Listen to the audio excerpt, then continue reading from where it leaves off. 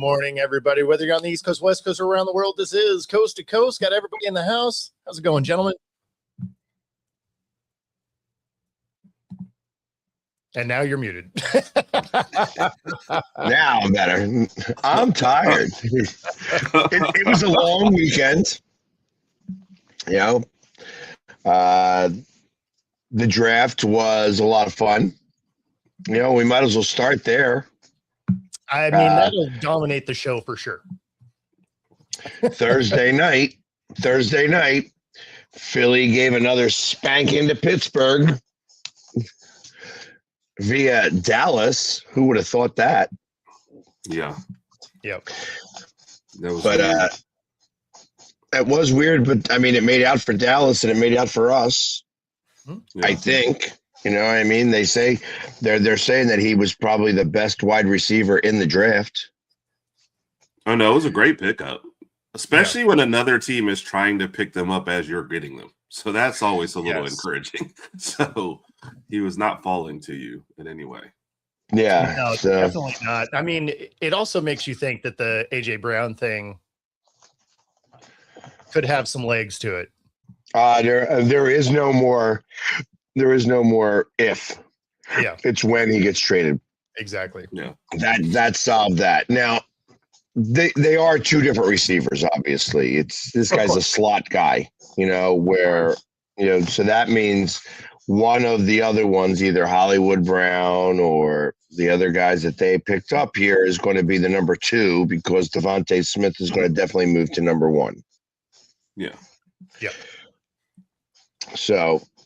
I think y'all have thrown enough bodies at it though to kind of make it work. You know, you've been accumulating wide receivers over the off season. So yeah, that's like kind of way. That's the way I kind of look at it, right? Like you're going to get rid of a star, but like everybody's going to kind of pick that slack up. Yeah. Instead of just plug and play guy, I think it's just going to be taken over by the aggregate of all of them. Agreed. But I do think it was a good pick in the first round too, though. So yeah, absolutely. Yeah, and then I feel like they got the most versatile offensive lineman in the third round, the first pick in the third round. It was like there was the offensive linemen that were taken the first round, but I don't feel like that there may have been one guard that was taken in the second round, but that was it. It wasn't on any offensive lineman. Like you heard about the ones that were definitely first round picks. Yeah. Mm-hmm. And then nobody until the Eagles picked in the third round, and then there was a run on them. Yeah. I think if you're a good offensive tackle, you'll find yourself in the first round. And then afterwards, it's like you said, guards really don't get any love. So you have to drop that down. Yeah. There was just the one guard in the first round. A lot of offensive tackles. Yeah. But right. Oh no, 2 guards. There's 2 guards. Okay. I think I had all those were first round picks. Yeah. But then, like I said, I think the second round was just mostly that's when the quarterbacks started to get taken. Obviously, I felt that the quarterbacks that were taken in the second round and even in the third round were reaches a little bit. No QBs in the second. Yeah, I didn't. It was just after in the third, first, I guess. it dropped. Yeah, it dropped for a minute. Carson Beck led off the third. Yeah. Yeah, and then there was a couple that were taken in the third. And then I think we got the best tight end in the draft, And then we got a new defensive end for 2 third-round picks. So it was definitely Howie's season. Yeah, I mean, it looked like he had another good day. So, and then to end the draft with a guy who's never played football.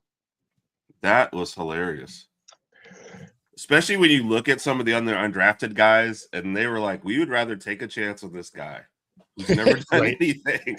So, but you got to look at it in the big scope of the picture now. This guy is, I mean, when you hear all of the attributes that this guy has, this guy is 6'5", 306 pounds, 6% body fat. has the highest vertical ever for any defensive end. Like his numbers would match. Who was the defensive end for the Rams? Just retired. The end of the tackle. You talking about a tackle? Could have been. I want to say Darnold, but it's not it. I'm Aaron Darnold. That's what you're talking about. Who? Aaron. Yes. Oh, gotcha. His rival, Aaron Darnold's. Like it's actually they're better than Aaron Darnold's. Donald's. Donald's, yeah. Donald's, yeah. I know. I knew I was saying killing it. I was killing him. Yes. But thank you. And there's so much upside, and now the whole country of Nigeria has become Eagles fans. I think that's the bigger benefit because I don't know, Super Bowl chasing teams don't usually develop guys who've never played, especially when you sign like undrafted free agents afterwards. I don't know. There was a guy named Jordan Mailata who they specifically trained. They're like, yeah, we just won a Super Bowl. And now we're taking a guy who's never played football before in his life. Yeah, What did he do obviously before the that? outlier. But I mean, he's going to take 3 years to develop. He will eat, drink, and poop football for 3 years. And then he will go out there. The kid's 21 years old. So it'll be interesting to see how that all works. And I guess I should thank Joe for the ability to take that first round pick. Mm. They got the first rounder and 2 fourth rounders. Yep. Yeah. And I think we also got a 7th rounder in the process. And that 7th rounder we got from them was the guy. I mean, it was the 251st pick. yeah. How many? I mean, we know of really one guy who was that far down on the draft and became something. He happens to be the quarterback for the 49ers. Yeah, I mean, there's usually like 1 or 2 guys that's in the late rounds that shows out, right? Or you get an undrafted free agent stud like, Harrison, right? Hall of Fame, undrafted. I mean, they happen, but you remember who they are is the thing, right? So you only have like 1 or 2 of those that really hit of the 268 drafted. 200 of them make a roster, right? So, I mean, maybe even less than that. no, on average, it's about 200, but still, that's not great. That lets you know that basically the 6th and 7th round don't really produce much. Mm-hmm. You get lucky sometimes. Like Exactly. Jason Kelsey was a 6th rounder. You have Tom Brady was a 6th rounder. Yep. And this Nigerian nightmare now has also been, he is now a 7th rounder. Hey, maybe us talking about it's going to help our Nigerian viewership. Maybe it'll go up from the 3 that watch from that region. There's 3. I think you're giving us too much credit. No. Because YouTube actually gives you demos of like where people watch. Nigeria does randomly pop up, right? And it's probably one of those emails we returned, back when you had dial-up. We didn't get the money, but they watched the show. Yes. One of those, if you had returned it, he was just trying to learn how to play football, and we just threw those emails away. That's right. Poor guy. Well, it was slow to produce because it was still off of a disc. For those of you young enough to not know what we're talking about, be thankful you don't know what we're talking about. Yes. It was the, Yes. hey, let me download a picture. I'm going to go make a sandwich. Hope no one calls my house. Thank you. Thank you. Do not miss those days. Not at all. What's happening, Donna? What's up, Donna? And, so talking about the draft, I did like Seattle's. They definitely targeted positions of need, right? The exact things that they let go is exactly what they targeted. I didn't love grabbing Price. Some that of was going which to be my first question. Yeah, so I wasn't a big fan of that. One, I didn't think he was still going to be on the board by the time we got our pick, but at the same time, I'm not generally in love with a guy that can't get the starting spot on his own team. Now, Love, obviously, generational talent, was on the same roster, and he still had a good year, even with that. Right. So, I mean, It's not that. But at the same time, I thought we could have got talent that works with our team in the second round. You trade back, you get some more picks, whatever. He was the best player available at the time, for that position. So I get part of it, right? Plus now you control the 5th-year option on him, which, Seattle, they want as many years as they can get because they're not going to pay you. So, I get it on some of that, but at the same time, I would have liked them to trade back and get some more picks. I do think he's going to work well in our system, though. He's coming from a running back by committee situation, so he's going to function well in that. He's coming from a situation where he wasn't running back one, right? So that's going to be, he's going to be able to slot into that, no problem. Then they pick up a safety, which they needed after they let Kobe Bryant go. They pick up a couple of corners after Reek leaves. And so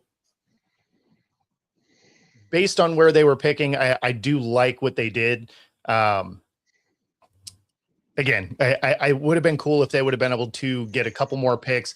They did trade back for some late round picks, but I mean, like we just said, those aren't generally fruitful. So, but with the limited amount of picks that they had, they targeted specific needs.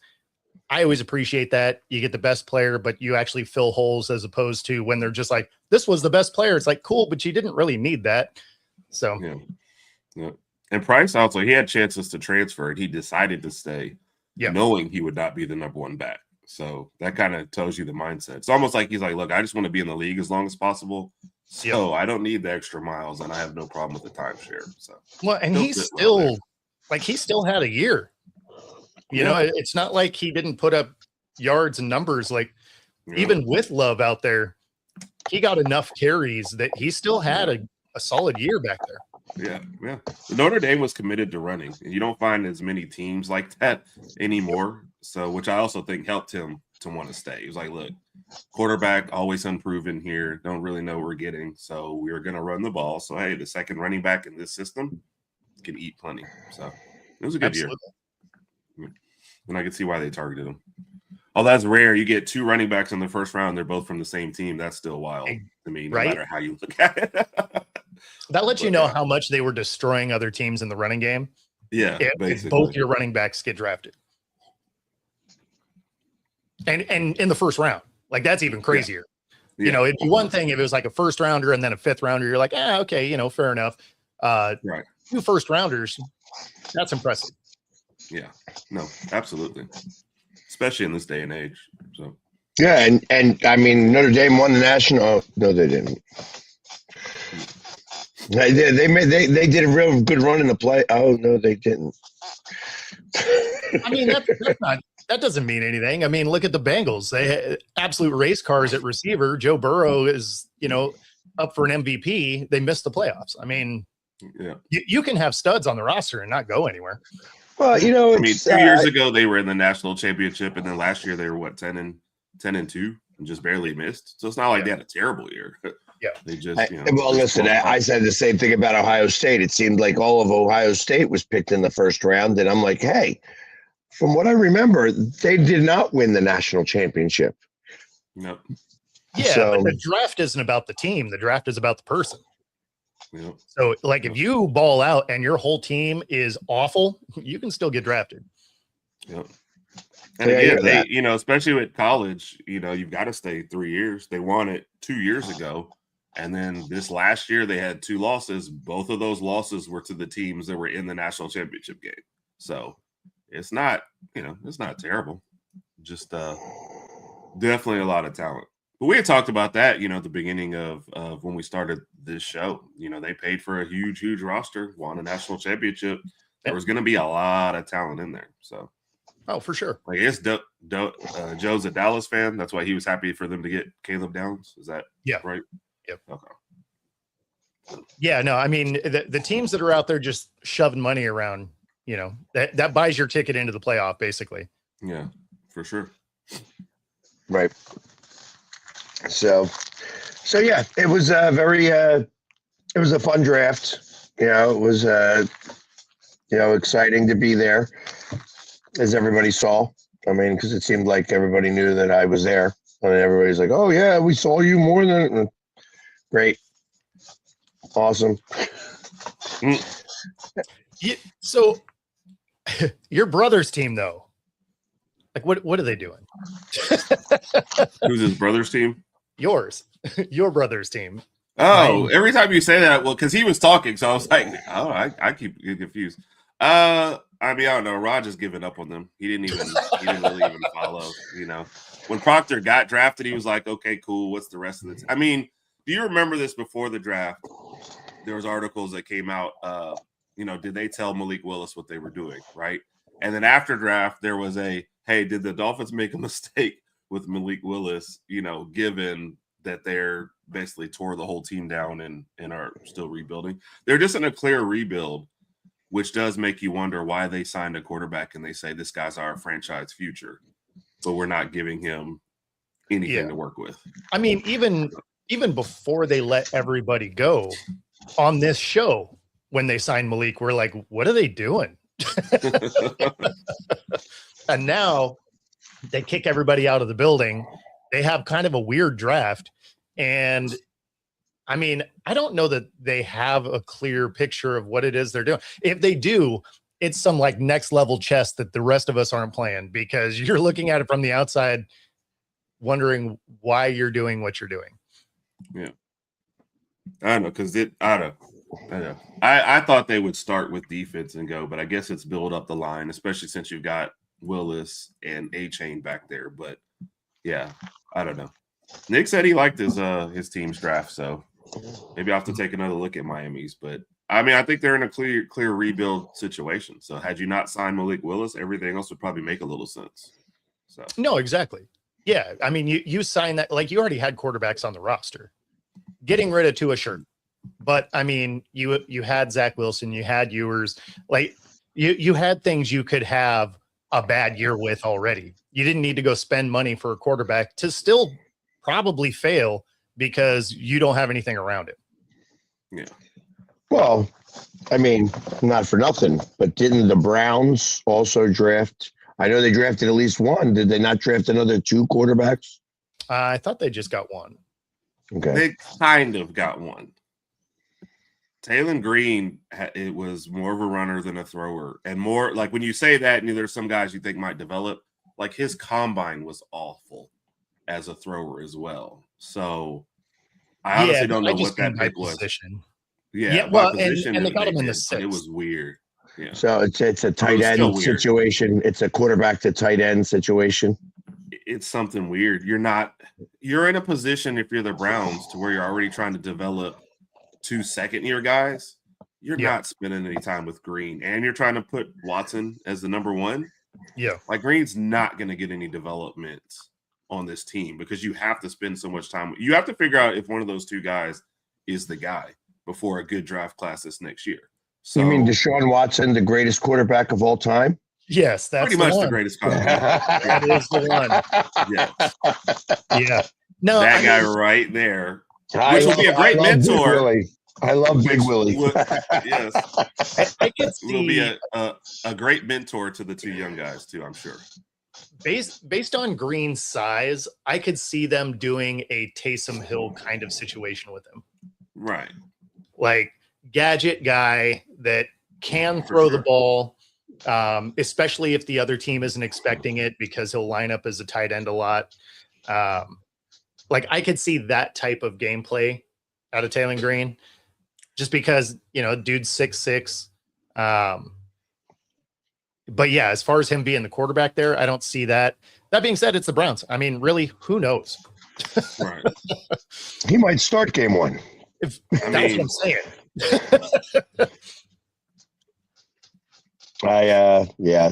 It's you always wonder like what's going through a team's head. You know, I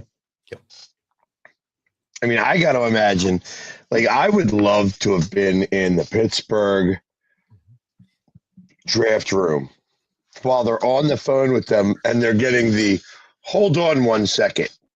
I got another call. And Dallas is the one that kind of screws them. Because, I mean, they hate Dallas in Pittsburgh as much as they do in Philly. All of Pennsylvania hates Dallas for the most part. And I guess that goes back to Super Bowls.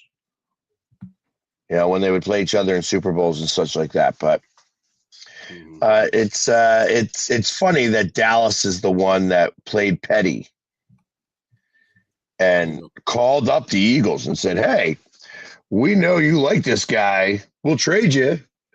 You know, because the trade offer came from Dallas. It didn't come from the Eagles. Oh, okay. You know, you think about it when a couple of years ago and they were screwing the Giants. Dallas loves to be the instigator. Yeah, I mean, that fits Jerry's. I was exactly going to say that sounds like Jerry Jones. Yeah. You know, we don't even need this pick, but if we can screw over Pittsburgh, why not? Right? I could absolutely see that. So I can see him finding out that that's who they wanted and drafting that pick and then figuring out how to trade him. So let me just draft their guy. Jerry's that guy. They're like, "Hey, don't stir the pot," and he's walking in with a 6-foot spoon. He's just like, "Pot, I got myself a cauldron." And I saw a small report too. Like, I don't think it'll go anywhere, but the league is actually investigating Pittsburgh for tampering because they called him. I guess they weren't on the clock. So I don't think that's not a tamper. That's not tampering. I thought you could talk to him at any time. So it says the NFL is reviewing a potential tampering incident with the Steelers and Mekhi Lemon. They were on the phone with Lemon, according to trying to draft him, but the 20th pick was on the clock. Interesting. So you can't communicate once the draft starts. Then I don't think you can call a guy until you're on the clock. No, that's what I mean. Like once the draft starts, then recruiting is done until you're on the. Oh, that's interesting. I didn't realize that. I thought you could. I thought you could call. I saw the blurb because it didn't even cross my mind that was a thing. I tell you, I would almost. Did you see that on a television? No, like if you Google it, it's up. No, I mean I don't remember where I first saw it, but it's on. Yeah, I was going to say that's the first thing that came up. I kind of consider that it's probably AI. Because everybody's being investigated for tampering. It's like the referees at a game, the referees are getting investigated for, betting. And get out of here. They're not being investigated. Nobody's investigating anything. The NFL, the story is so much better. They don't care about it's not a tampering situation. I don't think it goes anywhere. He was an undrafted guy. You know what I mean? Yeah. They called a little early, and in the process, he's like, "Why is Philly calling?" Yeah. That was the best video right there. They're like, "What? What's going on?" So. Yeah. In a perfect world, I'd like to think that they watched the call at real time and then say, "Ooh, let's get this guy." Like, we have the chance to do the funniest thing ever. That's in my mind how that would work. They're like, we don't even need this guy, but let's do this. Yes. That's a Howie thing. And then, of course, Jerry Jones is of the, Oh, exactly. So that makes it a lot of fun. Yeah, I was gonna say I'm not mad at it, right? Like it makes for an entertaining situation. If you're the GM that's right behind him, you're like this. We're on the radio, can't finish that thought, but Yeah. but yeah, no, it's there was actually more trades than I thought there was going to be once you got later in the draft. Yeah, for sure. Like I thought there would be more at the beginning because there was a shortage of top tier skill guys, right? So I thought there'd be a little bit more at the top, but really all the main trades happened in like the third round. I mean, that whole round was trades. Yeah, I think. Go ahead. The first 2 days had 68 picks that were products of trades. Well, yeah, but some it of those may not have been on that day. It may not have been on that day. You're right. But they were products of trades that came about. I was just talking about the ones that happened during this draft. You know, the ones from the other years. Yeah, I mean, those are just byproducts of whatever you did last year or year before. But the ones that were during the day, the third round, I think it was the third round, was crazy. It was like 2/3 of that round was let me just double check that I'm saying the right round here. Yeah. I know that the Eagles traded 2 picks in the third round. Yeah. And then of course they wound up losing trading 2 4th-round picks as well. Actually, second and third were both very busy with trades. I think teams are doing more work on the depth part of it because they're like, look, this is a premium at this position. So we know we're going to get the 5th guy at this spot, the 6th guy at this spot. So you could just tell a lot of teams had targeted later people when they were trading into this spot to get somebody else. So actually, you know what? It's just every round was loaded with trades. Like it's crazy. I feel like that the trade in football is starting to become more of a thing because of Howie Roseman. I mean, you remember nobody would trade anybody. It was always, maybe at the end of the season you'd hear about a trade, but it was mostly free agents or draft picks, and that was it. You don't really get much. And if you want to move up, you're giving away the farm to try to get up to the 2nd or 3rd pick in the draft to be able to make some of these moves. Now trades are a little bit more commonplace. And I think that's because of Howie Roseman. I mean, everybody has seen how Howie Roseman has really used the trade platform to get pieces of the puzzle to be able to work for him. I mean, you think of Raj's favorite team and how we got Jay Ajayi during our Super Bowl run. You know what I mean? He was the backup running back, and like literally, I think we got him for like a 6th rounder. You know what I mean? It was something ridiculous.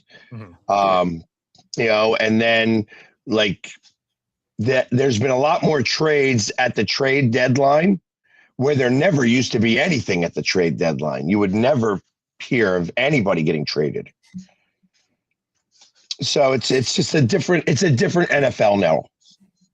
I also feel like teams have decided to follow some of the systems that I can only speak for the Eagles. I know that there are a couple of other teams that do this, that realize that it's offensive and defensive line play. For sure. And by rotating those guys out and having really some strong depth at that position will dictate a lot of how your season goes. Like the 49ers is another one. The 49ers are always really big on the trenches.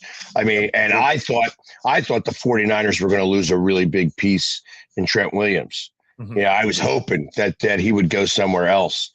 But, they stayed with it, and they They kept calling him and saying, "Hey, how about 39? No, okay, hold on.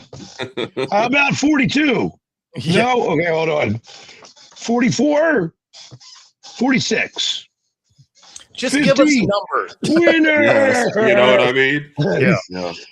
Yep. No, but you're seeing it way more. People realize, like, we always like to bag on the Bengals, but not having an offensive and defensive line has basically killed what could possibly be one of the best offenses. What I was the top 5 offense in the league, but not having that on both sides.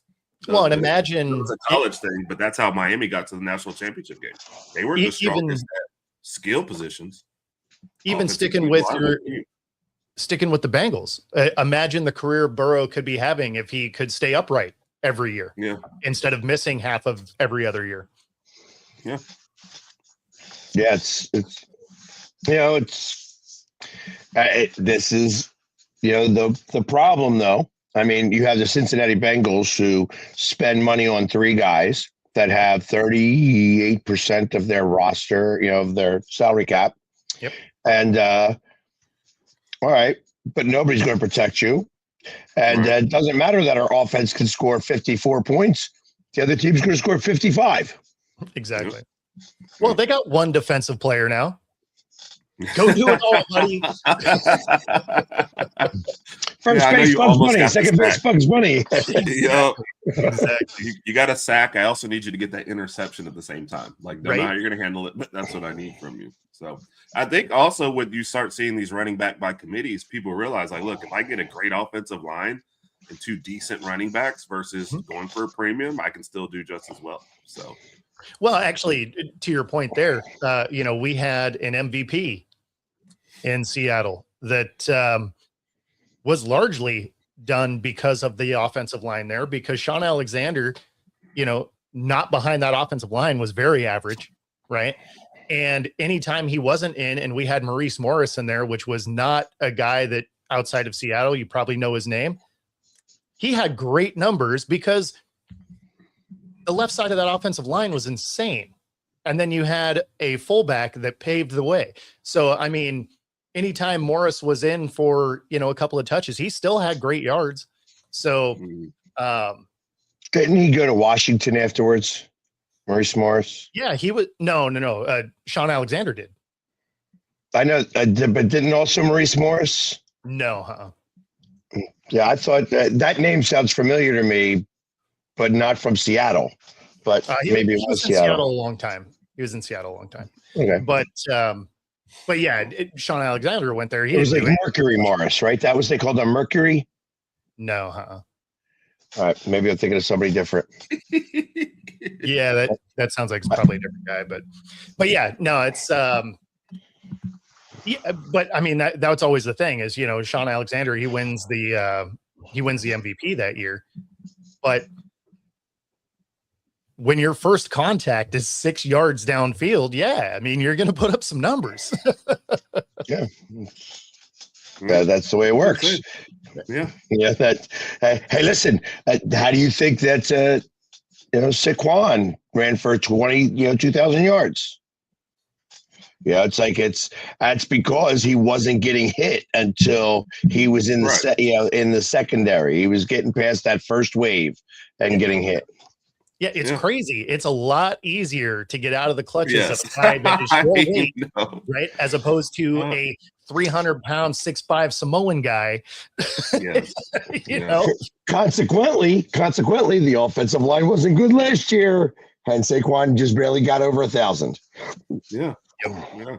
It's funny, Pat. We used to do a show with a Giants fan, and I think Bo had already escaped by this point, but he asked us one time, after we're watching some of Saquon's highlights, he's like, how come you didn't do this with the Giants? And we're like, these are worlds apart as far as what the line is. Okay. Right? You know what I mean? You're talking about what the are best offensive line. Right. You know what I mean? Versus whatever you guys were trotting out. Like, come on. So speaking of which, the Giants draft, and of course, when you're in the NFL draft, they put all of the divisions seated together. Yeah. So it's the Eagles, Washington is next to us. Behind them is the Dallas Cowboys, and right behind them is the Dallas Cowboys, and then behind us is the New York Giants. And I was talking to license plate guy, who's the guy who's, he's their super fan that has 1,000 license plates that come down off of his, chain. And yeah, hey, just a lifelong Giants fan. And I was asking him, I'm like, you guys have like now 4 first-round defensive ends right on your team. Is Thibodeau getting traded, or are you guys switching to a 4-3 or a 3-4? Because, I mean, if you want 4 defensive ends, that sounds like 2 outside linebackers and 2 defensive ends, and you just need a big wide body in the middle to stuff a run. That's what that sounds like to me. That's what you're going for. Right. There, he's not sure. He's like, Thibodeau has been so underwhelming that it's possible that they go, they get rid of him. And it's just interesting because I started to troll them a little bit, talking about how, how does your general manager still have a job? And when you're trolling somebody and you're trying to like banter back and forth, and you have everybody going, yeah, I don't know. That's not a good thing. You know what I mean? That's not a good thing. Yeah. And it surprises me that he still has a job. I think everybody agrees with that. Right? Now, didn't he get elevated also, though? Isn't he like partially president of operations now, too? Like, it sounded like they were going to give Harbaugh a little more of the control on that end. Which they should. It's possible. I mean, it wouldn't surprise me to see Harbaugh go to a 3-4. I mean, that's what he was used to. Obviously, he's not the one doing that. He's like more of operations completely. He's a true head coach who's going to let his coaches coach. You know what I mean? So yeah. Is that on my end, or is your mic weird? You hear that? The same thing. Yeah, okay. I hear the same thing. All right, your mic is kind of choppy. Got ya. Yeah, I think also with that pick, you probably have a little bit of, hey, this is a guy who was in play at the second round pick. I mean, as a second overall pick, and now he's here at 5. Like, we almost got to take him right and just figure it out later, because they didn't expect him to be there. I honestly feel like it wasn't a long-term plan. It was more of like a, holy crap, and let's do this. No, I think you're right. And, it's kind of like when you have the number 1 overall pick, right? Like, even if the Raiders didn't want Mendoza, you can't not take him, right? Because if someone else takes him and he balls out, you are absolutely getting fired. So you're Exactly. bullied into that pick. Like, there's no way you can not do it. Now, if you pick him and he flames out, you'd be like, look, he was a national champion. He was a Heisman winner. Like, of course you're going to take him. And if he doesn't pan out, you're not going to get crucified for it. Right. But if you don't pick him and he becomes a stud, it's like, yeah, it's cool. I'm going to go. It's fine. Yeah. So I absolutely agree with that. I absolutely think that was in play at that pick. So, and you probably just weren't expecting, Love to go at 3 and then Tate at 4. Like, I knew he was a good wide receiver, but you weren't sure those guys would get that high. So I seriously think they were sitting there and they're like, oh, what? Oh, okay. I guess we'll just throw him out there and make him work. So, because a lot of the stuff that you said, Pags, is you read any article about it or analysts of it, and everybody's saying the same thing. Like, okay, you already have a lot of talent at the position you just drafted. So what are we doing? Yep. Right. I mean, you knew Love was going to be the top 5. And that's like Mike Mayock, where he was the one who would be like, hey, I don't necessarily believe in this guy, and let him go or trade the pick away and watch that guy ball out. Mm-hmm. And it eventually cost him his job. Yeah. So, and that's what Joe, I think there. This one here, I get what you're saying. You don't want to help a team in the division. At the same time, you might in that front office be thinking, hey, this might help get AJ Brown out of town. And maybe you feel like your talent can line up against the other receivers better than they do AJ Brown. So it may not be quite what you're thinking, right? Because again, the guy they got is more of a slot guy. Maybe you think the defense you're building can line up against those guys better instead of an elite talent like AJ. Yeah. And then sometimes you got to do what you got to do to improve the team. And if that's the trade partner in that exact spot, sometimes it's, I don't want to do this, but if it makes my team better and I think my team can beat your team anyway, then, that's what you go for. But I get his sentiment for sure, because that's, those are the last trade partners you want inside your own division. But it is what it is at times. Yeah. Besides, you never want that player to, feel some type of way about being let go within the division, because then you're getting their top effort every time you see them. Yes. Oh, the first time Lemon scores against Dallas, there's already a whole package ready that they're going to show, and graphics, and this is what he was traded for, and the whole spiel. So I mean, he's been working on a dance since that happened. He's like, I have a specific touchdown dance for these guys. Yes. For them and the Steelers, since we play both. Yeah, sure. Yes. Well, then there you go. See? So, and if he doesn't, someone is working on it for him. He's going to do the. Yes, absolutely.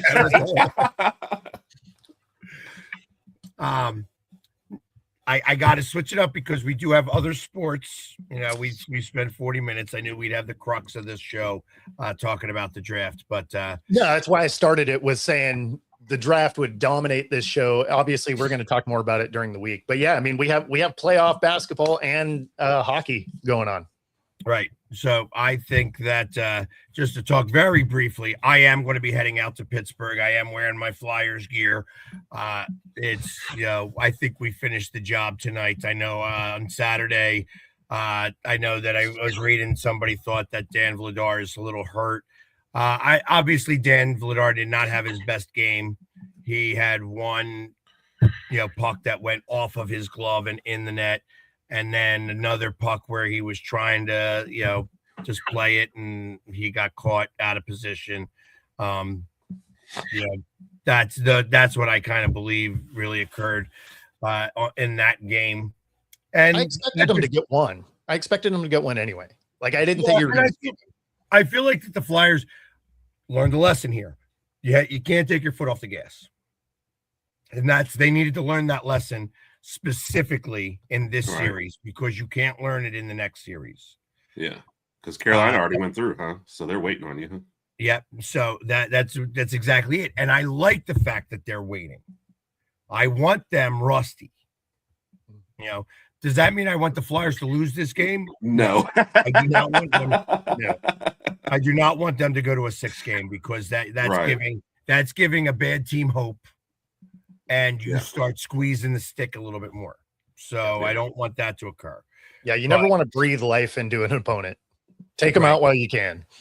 Yeah. So, but that being said, I think it ends tonight. I feel pretty strongly about that. The rest of the series, the only really good series that's happening is the Wild versus Stars. Yeah. Yeah, that's a great series that's happening right now. Everybody else is like, Tampa Bay and Montreal too as well. Yeah, I guess they are. I haven't really seen much of that series. Me neither, but I know Tampa Bay had a comeback down 2-0 to win 3-2 and tie up the series. So that's the only reason why I throw that one out there. Otherwise, that series was headed for a 3-1 as well, and everything else would be over. Right, and Montreal's a young team too. So. And Tampa Bay is battle tested. They won a couple of cups and such like that. So that series is probably going to go 7. The other series I don't know about either is the Buffalo Boston series. Buffalo smoked them yesterday. We had a Boston fan at the house, so he had that on. Ended up 6-1. It was 4-0 by the time they flipped over. And so now they're up 3-1. All he had to do, which is a perfect transition, because all he had to do was switch to the Sixers game and realize that life is good for the Celtics and terrible for the Sixers. So for that game, because of the times, the Buffalo game ended, and we were watching San Antonio and whatever. Right before the Boston game, because we're sitting out at the house, they announce Joel Embiid is coming back. He looks at me and goes, "Hey, I got to go home to watch the game." So he left. So funny to go watch that one because of how intense he was expecting it to be. But it was not. As we know it, no, it didn't matter. So it. I mean, do you think they played worse with him coming back? Or yes, absolutely, absolutely. That was just. It was not the time for him to come back. What up, Maddox? You think about it. In Game 3, there were a few bounces that could have gone the Sixers' way, that could have changed the outcome of that game. That in the fourth quarter, with like 3-4 minutes left, the Sixers were holding a point. We're up 1. And then Boston went on a run to finish out that quarter and to win the game. But 108-100 tells me that's a tightly contested game. Yeah. Oh, yeah. Losing by 32 points is not tightly contested. Yeah. Not at all. Well, to that point in that the game you're talking about, there was a couple possessions where you guys are down 3, the Celtics have the ball, and the last guy to touch it all of a sudden chucks up a 3 and hits. And I was like, you guys were honestly this close. But something we talked about with the Sixers is sometimes it is easier for them to prepare knowing we don't have Embiid and this is the game plan we're running versus we've already played 3 games. We had one stinker in the first one. The next 2 have been, closely contested. We actually won one of those. And all of a sudden you throw him back in, 10 minutes before the game. All right, guys, game plans change. Let's try to do something totally different than we've been doing the rest of this series. So, I get wanting to get your player in there, but the results say, maybe he should have just sat anyway. Well, and first off, he looked rusty. Second thing was he looked slow. And the defense, there was no defense. There was no defense and no offensive rebounding. At one point, it was 12-0 on the offensive rebounds. They had 10 putback points to 0 because you can't get putback points if you don't rebound. Right. And literally we got crushed on the boards in general. I mean, I think it was like 63 to 42 or something like that. It was or 68 to 43. 68, it was 25 rebounds difference, I think. It was so pathetic.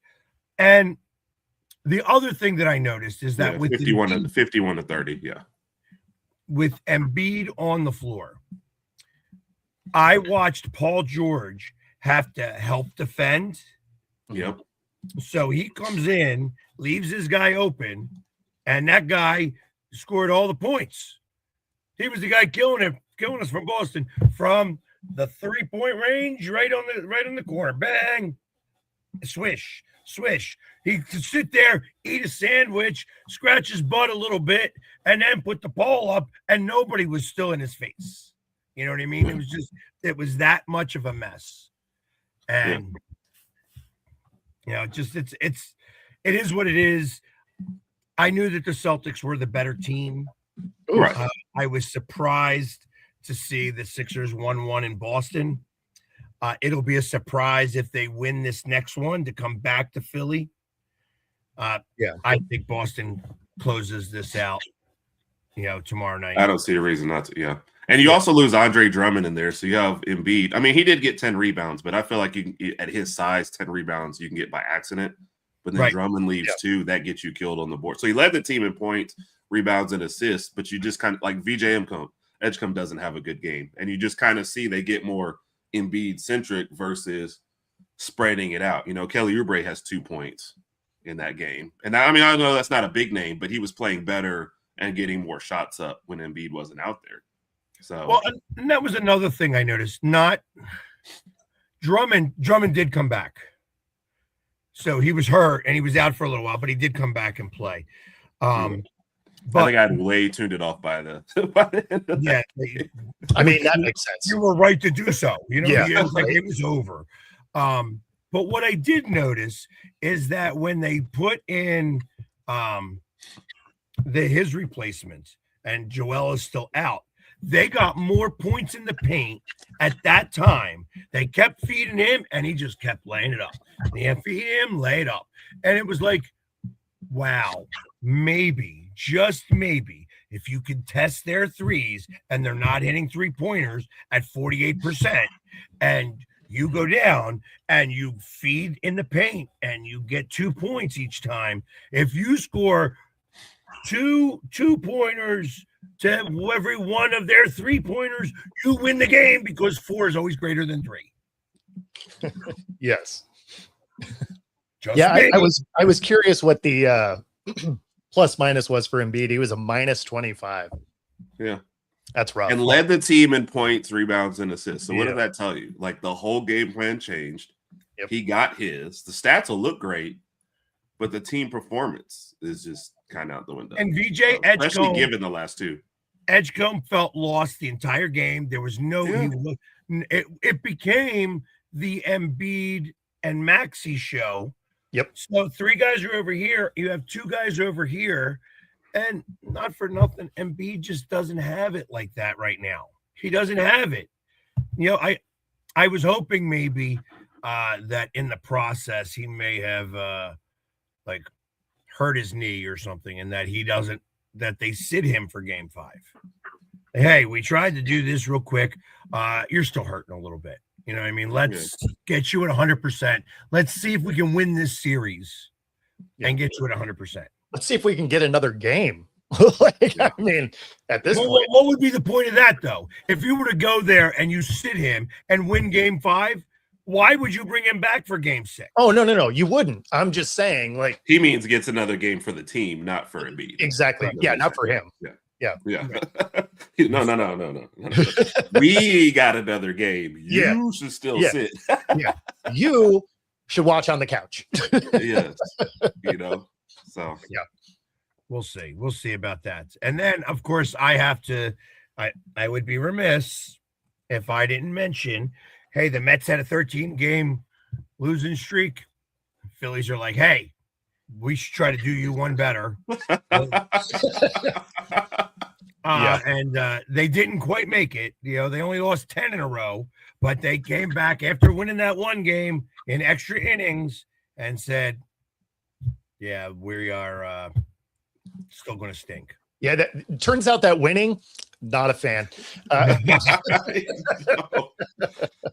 the manager they only have the worst record in baseball, and they've given up the most runs. And last year, where they had more pitchers go into the 7th inning than any baseball team. This year, they haven't had one barely go through 6. Yeah. This is wild, especially since I picked both of these 2 teams, out of this division, even over the Braves, who I've adopted. And they're the only 2 teams in the whole league that don't have double-digit wins. Like, this doesn't, with these rosters, it just doesn't make sense to me. Yeah. Well, and we can't even keep saying it's early, because now, like, we played a chunk of games now. You're 27, 28 games in. Yeah. Yep. So we could turn it around, though. It's like, hey, whatever the Mets can do, we could do better. Hey, like, if you're going to turn it around, though, you got to go on a heater. Yeah. Right now. And everybody thinks that it's going to be the coach that gets fired, the manager gets fired, Topper. I don't know that makes a change. You fire a manager. When they fired Joe Girardi, like, everybody was walking on eggshells around Joe Girardi. And when they let him go, if you remember, we came on the next day, and I felt like everybody in the organization breathed a sigh of relief. It was just like, that's over, And then the Phillies went on this massive run, and wound up going all the way to the World Series. Yeah. That's not going to happen this time. Yeah. Joe Girardi was a lot more intense than Topper is. Sure. And intensity is what I feel like you need. And if they fire Topper, that means they're going to bring in Don Mattingly as the coach. And I don't know that he's a more intense guy like that. Yeah. On that note, I have to bring up my favorite firing story of what the weekend is: the Red Sox scoring 17 runs, going, "This is as good as it gets. Everyone's fired. Everybody go home." That was one of my favorite stories from the weekend when they said, "All right, good job, guys. Everybody's done." And I love the fact that they put them all those coaches into a bus that on the side of the bus said "Coaches for Hire."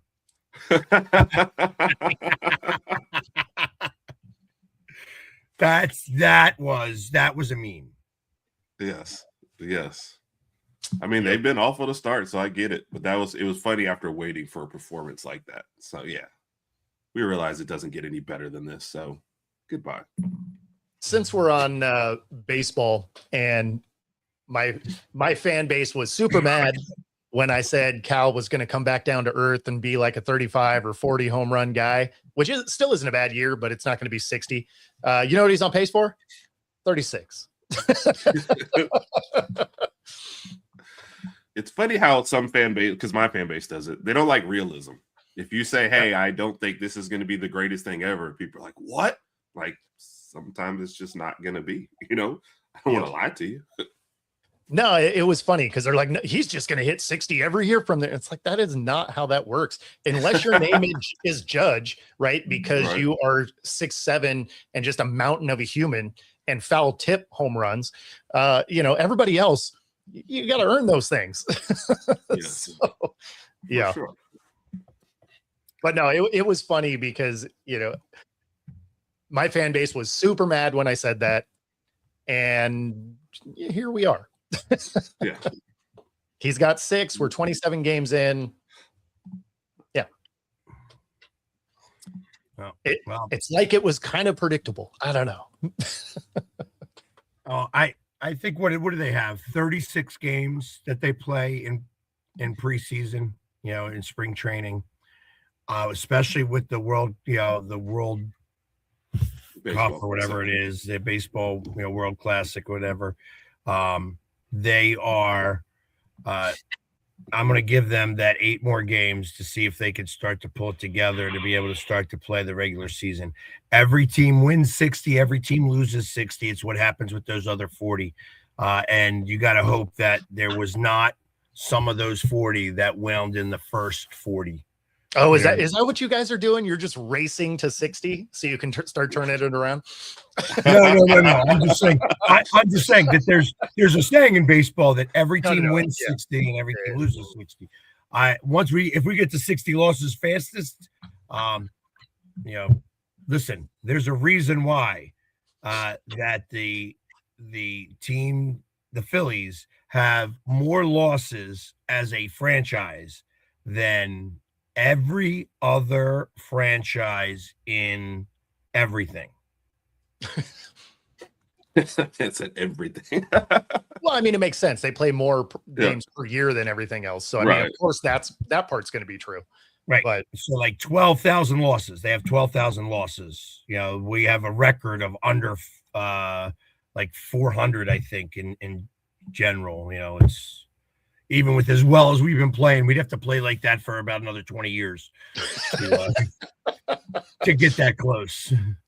There's a lot of losing in Philly for long periods of time. But yeah, so it'll be interesting to see, but it's been tough. It's been tough watching baseball. For sure. Makes sense. That being said, that does get us to the top of the hour.